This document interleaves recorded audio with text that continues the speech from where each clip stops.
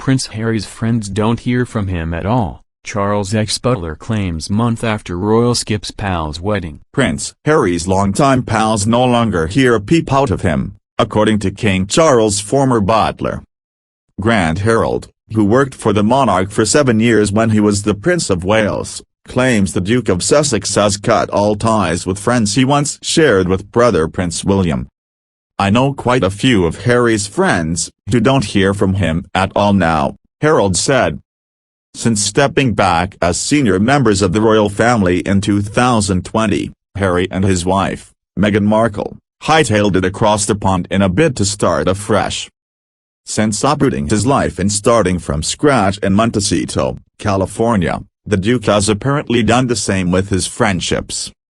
Harry was famously a no-show at his friend Jack Mann's wedding in July, despite him being in the wedding party at their own nuptials.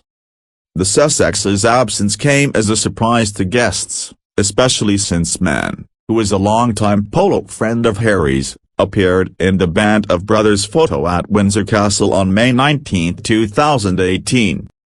Mann, who was reportedly known as Harry's unofficial best man, has remained tight-lipped about the guest list since the Duke's absence was pointed out.